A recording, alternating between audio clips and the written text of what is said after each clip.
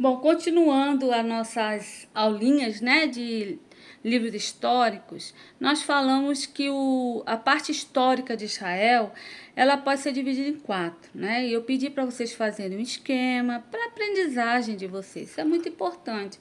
O estudante em EAD, ele precisa escrever, ele precisa registrar.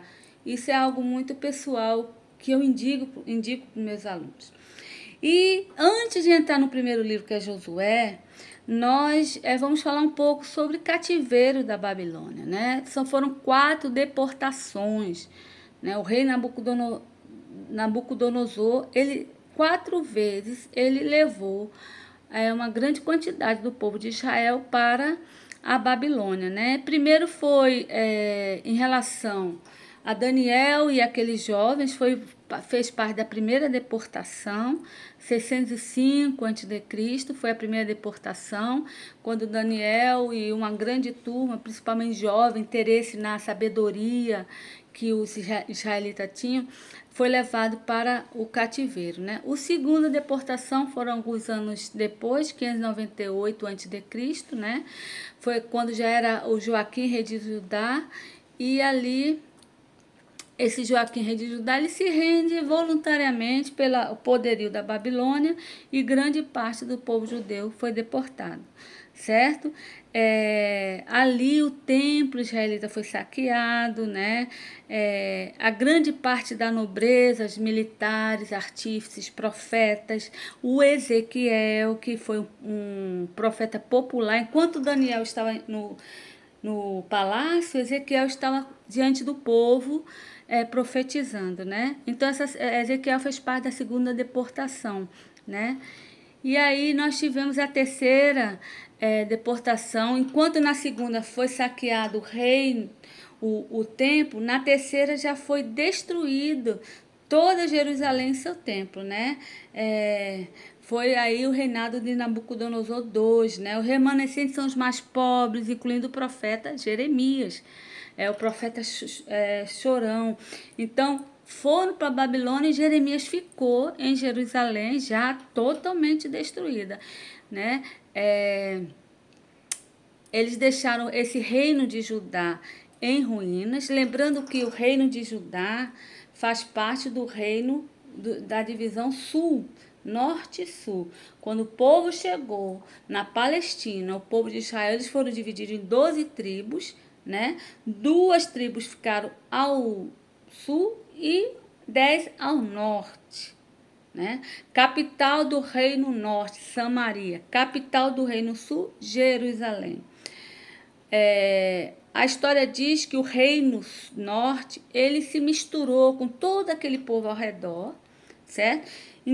Por isso que o pessoal do reino sul não considerava Samaria como uma cidade israelita.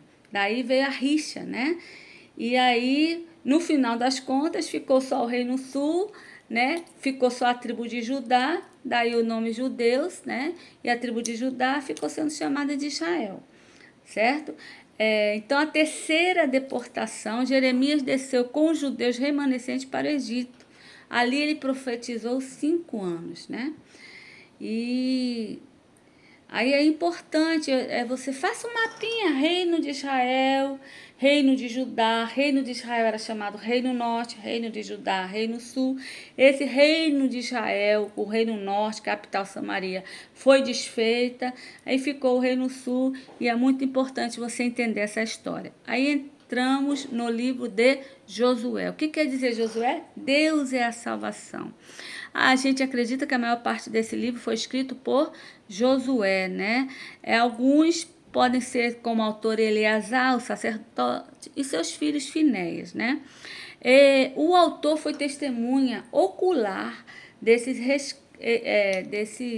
escritos, né? Esse foi escrito depois dos eventos do livro, Josué 6:25, vocês podem observar. É importante da tradição oral dos israelitas, passando de geração a geração oralmente. Então, embora nem tudo era escrito, mas oralmente era passado, né? Josué, Deus é salvação. O livro descreve a conquista e a divisão da terra de Canaã, aquela parte quando Josué chega, né, na terra que mana leite e mel. Josué e Caleb, que foram os únicos que acreditaram na palavra do Senhor. O restante, os outros 10, eles não acreditaram. Então, apenas Josué e Caleb e as suas famílias entraram na terra de Canaã. Quando ele fala, não sei vocês, mas eu e a minha família serviremos ao Senhor, né? Então, ele vai descrever o livro de Josué, essa divisão da terra de Canaã, né? Já traz como pano de fundo muita brutalidade, a corrupção na religião de Canaã, né? Prostituição de ambos os lados, sexo, sacrifício de crianças, sincretismo religioso foram alguns dos males que levaram a Deus a ordenar aos israelitas a destruição completa dos habitantes de Canaã. A ordem de Deus ela tem que ser cumprida, né? E Deus teve um motivo. Né? Só que a gente vai ver, principalmente em Juízes, que o povo não obedeceu e ainda foram fazer amizades e se misturar com o povo de Canaã, né? Então, Josué nasceu no Egito, era um militar qualificado, né? Era amigo pessoal de Moisés, da tribo de Efraim, né? Então, é muito bom a gente entender isso. A divisão do livro de Josué pode ser 4: preparação para a entrada da terra, conquista da terra, divisão da terra, despedida de Josué. Vocês precisam entender que nós estamos estudando livro histórico, mesmo que estivéssemos em sala de aula física, não daria para a gente detalhar toda a história desse livro, né? Mas é muito interessante a gente ver a genealogia de Josué, né? A partir de Abraão, Sara, Isaac, Rebeca, Esaú, né? Esaú teve Jacó, Raquel teve José, né? E os filhos de José, Manassés e Efraim, lá no Egito, lembra? Efraim teve Num e Num teve Josué.